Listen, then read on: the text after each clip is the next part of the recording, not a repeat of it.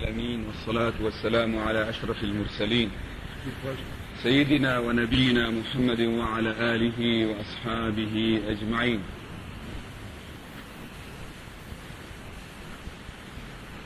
طبعا حديثنا مستمر حول مفطرات الصيام، وأظن أننا اليوم بعد أن مهدنا البارحة وبينا حقيقة ما نقصده بلفظ المفطرات، لا يخطر ببال أحد أننا نتحدث عن مفطرات الصيام في شهر رمضان، إنما نتحدث عن المفطرات بمعنى المذهبات للثواب، المعنى الذي قصده سيدنا محمد عليه الصلاة والسلام يوم قال: من أفطر يوما من رمضان بغير عذر لم يقضه صيام الدهر كله. طبعا أنتم جميعا تعلمون أن الذي أفطر يوما من رمضان يستطيع أن يصوم يوما آخر. متى ما تاب الإنسان وعاد إلى الله نقول له: صم عن كل يوم فاتك يوما. هذا يعني أنه ثمة فرقا بين المفطر بمعنى المفسد للصوم وبين المفطر بمعنى المذهب للثواب. المفطر بمعنى المفسد للصوم هو أمر صغير، هو أمر بسيط، وإذا أردت أن تجبره بإمكانك أن تجبر هذا اليوم الذي أفسدته بصيام يوم. إنما الشيء الخطر والذي أذهب بحقيقة الدين من بين تصرفاتنا هو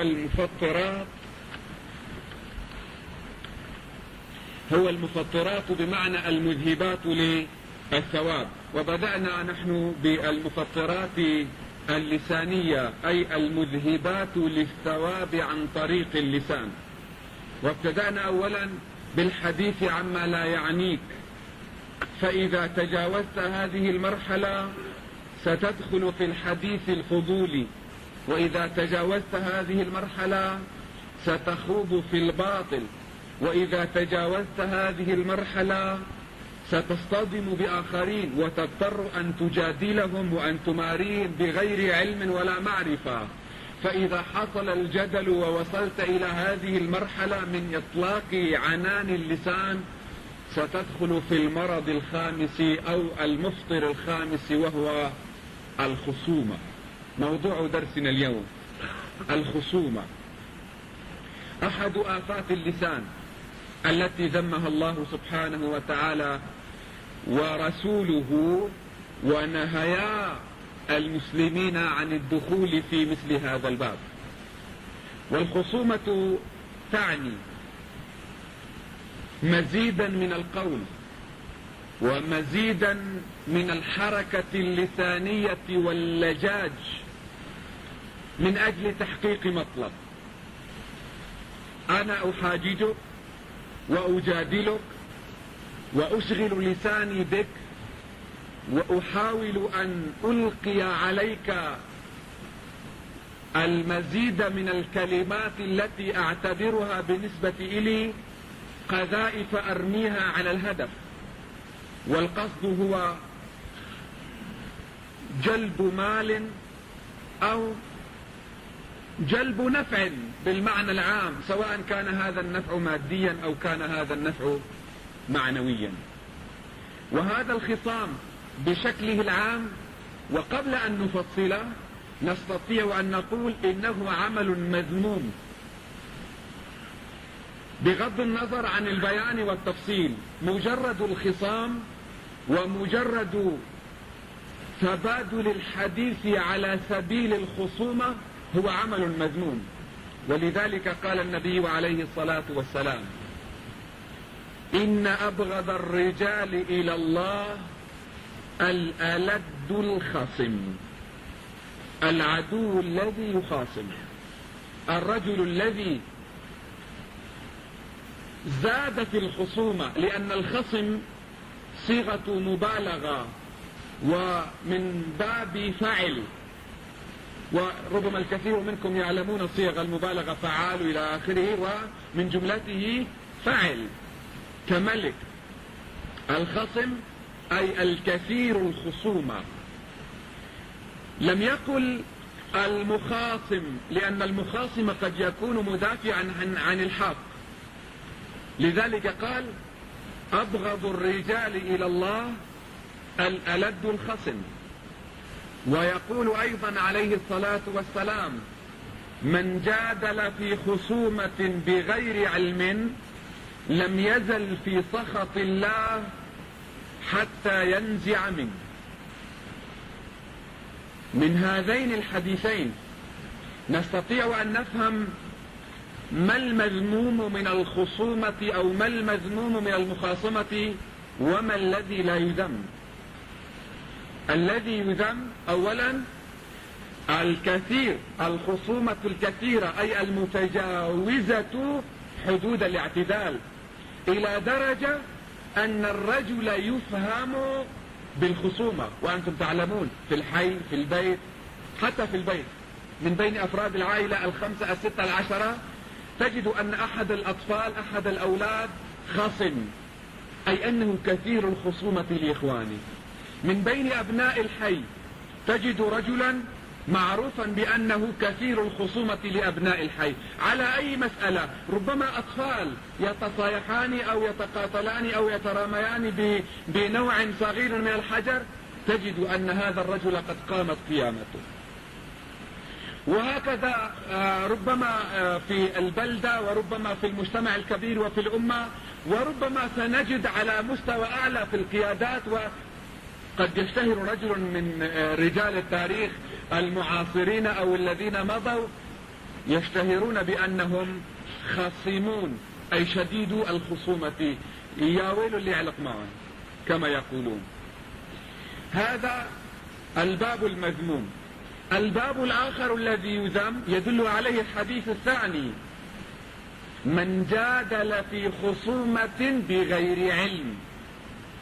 الباب الثاني إذا كان في البيت طفل خصم، وفي الحي رجل خصم، وفي البلدة عائلة خصمة، في السوق تاجر خصم، فالنوعية الثانية أكثر، المخاصمون بغير علم، الذي يخاصمك ويبادلك الكلام ويحاججك ويرمي بك كثيرا من الألفاظ الثقيلة أو الخفيفة وهو لا يعلم لما، بغير علم أصلا.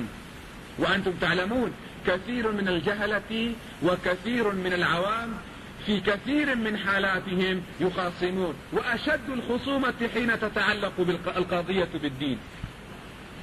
نحن نجد أن في مدينة من المدن الإسلامية أو في قرية من قراهم أو في بلدة في بلد من بلاد المسلمين تجد هناك طوائف، طائفة وطائفة، يتصايحان، يتخاصمان، يتجادلان، وغالبا ما تكون حول قضية تافهة لا تتعلق بمصلحة المسلمين ولا بقضية تشريعية عامة ولا بخط عريض من خطوط الدين، إنما القضية تتعلق في غالب الأحوال بالمصالح التي يتنافس عليها زعماء هاتين الطائفتين أو الجماعتين. أما العوام فهم لا يعلمون شيئا عن هذه القضية، كل الذي يعلم أن الطرف الآخر هدم الدين وعليه أن يخاصم، والطرف الآخر أيضا بالمقابل. هذا يدخل أيضا من باب من جادل في خصومة بغير علم لم يزل في سخط الله حتى ينزع منه. من هذين النوعين من الخصومات فهمت أن المظلوم الذي يخاصم الظالم من أجل تحقيق حقه ومن أجل الدفاع عن قضيته العادلة هذا لا يسمى خصما ولا يسمى مخاصما بغير علم، هو لا يتجاوز الحدود حتى يسمى خصم، وهو يعلم لما يخاصم، إذا لا يمكننا أن نذمه. نعم سنقول له إن الإسلام وإن الله ورسوله وإن أباحا للمسلم أن يدافع عن حقه وأن يطالب بماله أو جاهه أو أي شيء يتعلق به، وإن أعطاه الإسلام حق الدفاع عن نفسه والرد على الأعداء بالمثل، ومن اعتدى عليكم فمن اعتدى عليكم فاعتدوا عليه بمثل ما اعتدى عليكم. مع كل هذا الأولى للمظلوم أيضا ترك المخاصمة. إذا نحن حين نتحدث عن إنسان خصم فنقول إنه يرتكب كبيرة، إنه يفطر، إنه يذهب ثوابه. وحين نتحدث عن أناس جهل يخاصمون بغير علم نقول إنهم يفطرون، إنهم يدخلون في كبيرة، يذهبون ثوابهم، يحبطون عملهم. أما حين نتحدث عن المظلوم الذي يخاصم فنقول إنه يفعل ما أباحه له الشرع، غير أننا نرغبه في الطرف الآخر ونقول له وأن تعفوا وتصفحوا لهو خير للشاكرين. ونقول له أيضا أنت أيها المسلم إذا أخذت حقك فربما تجاوزت حقوقك في الطلب. أنا أطالبك ب10 ليرات صحيح، وحين أخاصمك وحين أطالبك وحين أحاججك فسأحقق هدفي وسأخذ منك 10 ليرات، لكن اللسان لا تستطيع أن تضبطه، ونخشى أثناء مطالبتك أن تتجاوز الحدود في مطالبتك وأن تهين صاحبك وأن تعتدي عليه بلسانك فتنقلب إلى ظالم بعد أن كنت مظلوما. لذلك سنقول لك حاول أن تضبط أعصابك، حاول أن لا تسمع للآخرين الذين إذا سمعوا أنك سامحت فلانا ب10 ليراتك يقولون عنك إنك امرؤ جبان. حاول أن لا تسمع منهم، بل حاول أن تسمع من رسول الله صلى الله عليه وسلم الذي يقول ليس الشديد بالسرعة إنما الشديد الذي يملك نفسه عند الغضب. إذا أردت أن تكون رجلا شهما قويا شجاعا شديدا بين جماعتك وأهل قريتك لا تظن أن المقاييس هي السرعة، هي قدرتك على مصارعة الآخرين ومقاومتهم ومباطحتهم وأخذ الحقوق منهم والاعتداء عليهم بمثل ما اعتدى عليك. لا، النار لا يطفأ بالنار. إذا أردت أن تكون رجلا في عرف رسول الله صلى الله عليه وسلم لا في عرف مجتمعك المريض، فاعلم أن الشديد هو الذي يملك نفسه عند الغضب. وإذا أرادت نفسك أن لا تكتفي بهذا المقدار حاول أن تضرب على سندان قلبك بمطرقة قول الله عز وجل وعباد الرحمن الذين يمشون على الأرض هونا وإذا خاطبهم الجاهلون قالوا سلاما. إذا أردت أن تكون من عباد الرحمن الذين يباهي الله بهم ملائكته فاستمع إلى الله من هم الذين إذا خاطبهم الجاهلون لا يتجاهلون لهم، لأنك لو خاطبت الجاهل لنزلت أنت إلى مستواه. ولما سماه جاهلا؟ لأن كل إنسان يخاطبك بالسب والشتم واللعن وغير ذلك من الألفاظ البذيئة هو جاهل، ولولا أنه جاهل لما ارتكب. لا تقل إنه ليس جاهلا، إنه عاقل، إنه عالم، إنه واعي. لا، حتى لو كان عالما وواعيا وعاقلا ومثقفا ما دام يخاطبك بألفاظ قذرة فهو جاهل في عرف الله وبحكم الله عز وجل. إذا خاطبهم الجاهلون قالوا سلاما. ويقول الله أيضا ولا تستوي الحسنة ولا السيئة ادفع بالتي هي أحسن فإذا الذي بينك وبينه عداوة كأنه ولي حميم.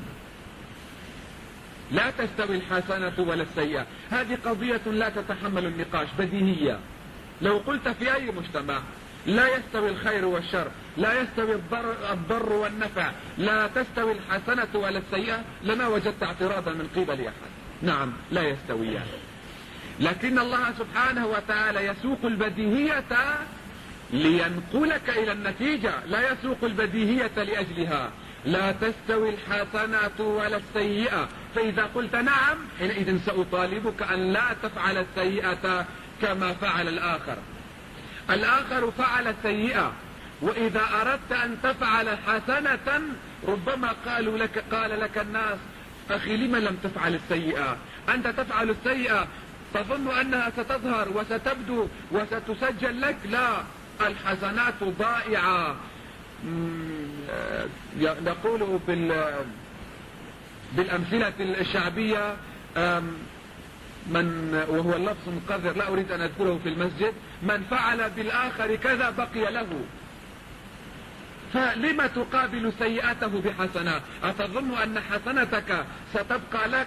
لا، كل شيء مستو في عرف المجتمع. إن لم تكن ذئبا أكلتك الذئاب، صحيح هذا في عرف الغابات، أما في عرف المجتمعات، في عرف الرجال، في عرف الناس الذين يحتكمون إلى شريعة الله، إذا كان الناس ذئابا فكن أنت ضأنا ساكنا لينا ستغلبهم بليونتك وسماحتك وحلمك، بل ستجعلهم يموتون في غيظهم يوم يتحرشون بك ولا يجدون منك حراكا. لذلك كثير من اللئام تجدونهم حين يقابلون رجلا ويسبونه ويشتمونه ويفعلون ولا يجدون الرد، يعني يريد أن يطق، ربما ضرب رأسه بالجدار، لأنه ما استطاع أن يصل إلى بغيته، ما استطاع أن ينزلك إلى مستواه. وأنا أعلم أن كثيرا من الرجال فعلوا هذا. ومن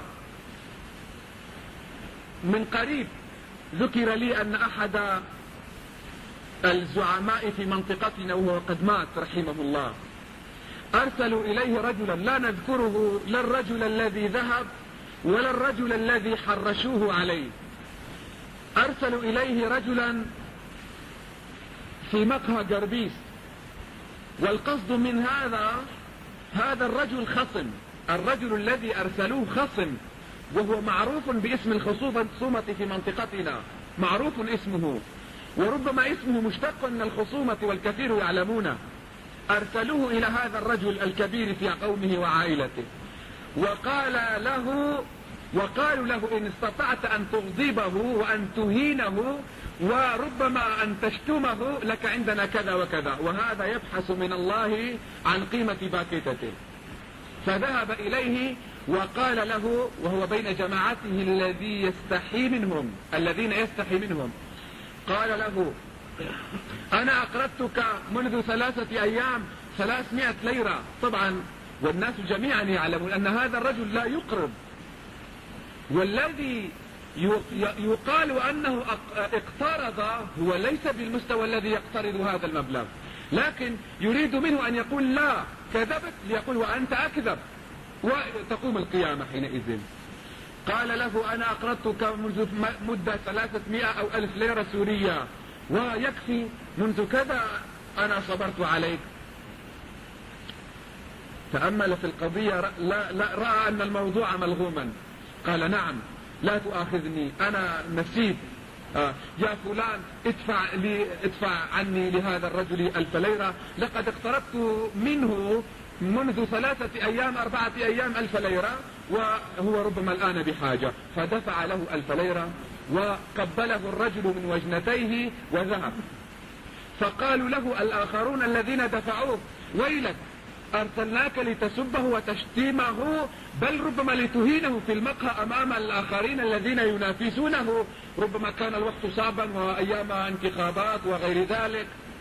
فقال لهم ويلكم أمثل هذا يشتم؟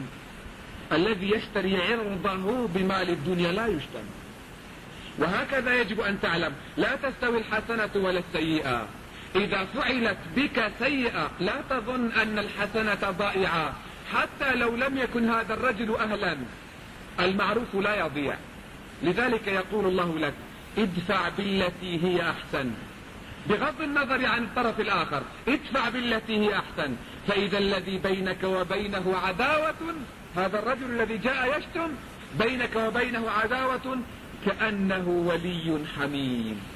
لكن القضية لا تتهيأ لكل الناس، وما يلقاها إلا الذين صبروا وما يلقاها إلا ذو حظ عظيم. نحن نقول البخيل، وما يلقاها إلا البخيل، الرجل الذي أعطاه الله حظا في أخلاقه، حظا في صبره، حظا في مكانته، أراد له الخير، أراد له المكانة السامية في مجتمعه، هذا يستطيع أن يهضم، هذا يستطيع أن يريق الماء على النار. إذا وجد في مجتمعه، في عائلته، في بيته، في حيه نارا، لا يقابل النار بالنار، إنما يصبر ليذهب ويأتي ذنوبا أو سجلا أو دلوا من الماء ليهرقه على هذا النار.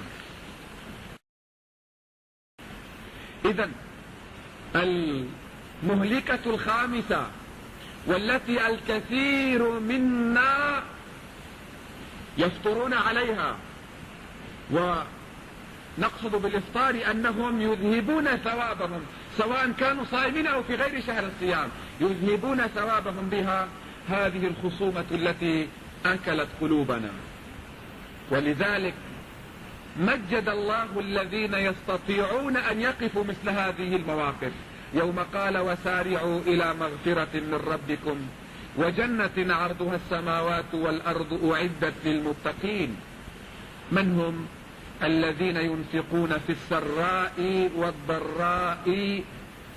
هؤلاء في غير حادثة أو في غير قضية نتحدث عنهم، إنما الذي يهمنا والكاظمين الغيظ والعافين عن الناس والله يحب المحسنين. ولهذه الآية قضية مع سيدنا زين العابدين علي بن الحسين رضي الله عنه، الذي هو أحد أبناء آل البيت الذين قال الله فيهم ليذهب عنكم الرجس أهل البيت ويطهركم تطهيرا. طهرهم من هذه المفطرات، من هذه المذهبات للثواب، ولذلك ما كانوا يستطيعوا أن يخاصموا، طبيعتهم ما كانت تتحمل الخصومة. هذا الرجل كان واقفا بين ضيوفه، وكانت له جارية جلبت طعاما يغلي، وكان هذا الطعام سائلا، ربما كان سمنا فيه لحم أو مرقة أو ثريد أو غير ذلك. والروايات كثيرة في الخسائر التي حصلت من إراقة هذه الجارية للطبخة، لكن على كل حال لنكتفي بأقل الخسائر. أقل الخسائر أن طعام الضيوف أريق، وأن أرضية البيت اتسخت، وأن أهل البيت ارتبكوا، وأن ذين العابدين اتسخت ثيابه. لا نقول كما تقول بعض الروايات كان عنده طفل فاحترق الطفل ومات وغير ذلك، نكتفي بهذا القدر من الخسائر. حينئذ نظر زين العابدين إلى الجارية نظرة تحذير ونظرة ملامة، لكنها ظنت نظرا لفعلتها القذرة وفعلتها القبيحة، ظنت أن زين العابدين ربما يكون رجلا كالرجال العاديين وسيغضب، فبادرته بقولها والكاظمين الغيظ، ذكرته بالآية والكاظمين الغيظ. قال كظمت غيظي، أنا لا أخرج شيئا أبدا، كظمت غيظي. وهل ستبقى حافظا عليه؟ والعافين عن الناس. قال عفوت عنك، لا يكفي، نريد إحسانا والله يحب المحسنين. قال اذهبي فأنت حرة لوجه الله. هؤلاء هم آل البيت الذين بهم دائما نرفع رؤوسنا، الذين ترجموا مبادئ النبي صلى الله عليه وسلم إلى حقائق وإلى سلوك. فهل انقرضوا؟ أين آل البيت الذين يجسدون هذه المعاني؟ على العكس، اشتهر بين الناس أن السيد زعول اللي من آل البيت شديد الغضب، بينما آل البيت كانوا قد تربوا في أحضان الرسالة وتعلموا من قيم الرسالة ومبادئها، بحيث إذا سفه الناس عليهم استقبلوا هذه السفاهة بلين الجانب وقالوا بكل بساطة: كظمنا غيظنا وعفونا عنك وأعتقناك لوجه الله. أما اليوم فقد ابتعدنا عن هذه المبادئ وابتعدنا عن هذه القيم، ولم يبق لدينا إلا العلاقة النسبية التي نظل نفتخر بها على الناس. ولذلك هذا الافتخار وهذه المكانة التي أعطيناها كرامة لسيدنا رسول الله صلى الله عليه وسلم، كرامة لعين تكرم ألف عين، لأجل هذا نرى لنا فضلا على الناس. ولذلك بأدنى غلطة يتنرفز هذا الرجل ويغضب ويقوم الدنيا ويقعد، وربما نبه جده لينتقم من هذا الرجل من أجل أمر تافه. وفي بعض الحالات إذا لم ينتقم الجد ربما أخذ عود كبريت ليحرق دار الرجل حتى يساعد جده. وهذه القصة معروفة في مجتمعنا. لما رأى طبعا الله سبحانه وتعالى لا يستجيب له حين يدعو دعاء قاسيا، هذا الرجل ربما أخطأ في حقه، شتمه سبه، يريد من الله أن يحرق هذا الدار بمن فيه، فالله ما استجاب له. فيوم انتظر ساعة ساعتان ثلاثة والله ما استجاب، أخذ عود كبريت وأوقد النيران بعواميد البيت، فجاءه الجار وقال له: ما ستفعل؟ قال: في بعض الأحيان يساعد الرجل جده جيد. نسي كظم الغيظ ونسي العفو ونسي الإحسان ونسي أن زين العابدين هو جده، وعليه أن يكون ممثلا لمبادئ هذا الجد بين الناس. طبعا نحن نقول هذا الكلام من أجل أن نشرح مرضا في مجتمعنا، لا أن نطعن في بعض الأشخاص، وإلا فكل آل البيت إذا لم أقل على رؤوسنا لم يقبل أحد فعلى رأسي وحدي.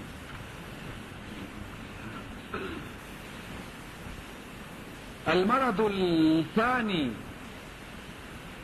الذي أذهب ثوابنا